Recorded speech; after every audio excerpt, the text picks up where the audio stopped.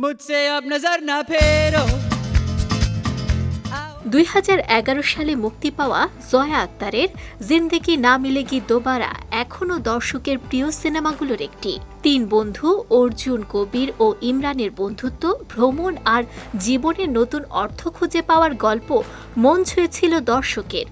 সময় পেরোলেও সিনেমাটির জনপ্রিয়তা কমেনি, বরং দিন দিন এর প্রতি দর্শকের আগ্রহ বেড়েছে। इंसान को दिव्य में सिर्फ तब होना चाहिए जब वो मर चुका हो। দীর্ঘদিন ধরেই শোনা যাচ্ছে সিনেমাটির সিকুয়েল আসতে পারে।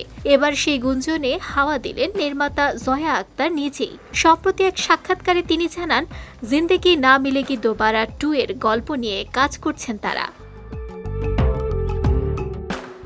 জয়া বলেন, এখনো পুরো বিষয়টি চূড়ান্ত হয়নি, তবে পুরনো চরিত্রগুলোকে বর্তমান সময়ের সঙ্গে মানিয়ে নতুনভাবে উপস্থাপন করা গেলে সেটি দারুণ কিছু হতে পারে। তার এই বক্তব্যের পর সিনেমাটির দ্বিতীয় কিস্তি নিয়ে ভক্তদের আগ্রহ আরও বেড়েছে।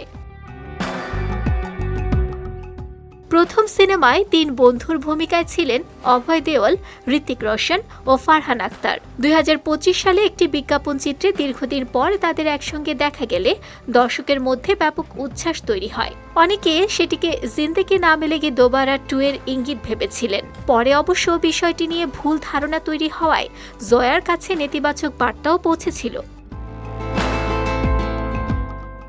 এখনও মুক্তির তারিখ বা শুটিং শুরুর বিষয়ে কিছু জানাননি জয়া, তবে গল্প নিয়ে কাজ শুরু হওয়ার খবরেই আশাবাদী ভক্তরা। প্রথম সিনেমার মতো দ্বিতীয় কিস্তিতেও অভয়, ঋত্বিক ও ফারহানকে একসঙ্গে দেখা যাবে কিনা সেটি এখন বড় প্রশ্ন।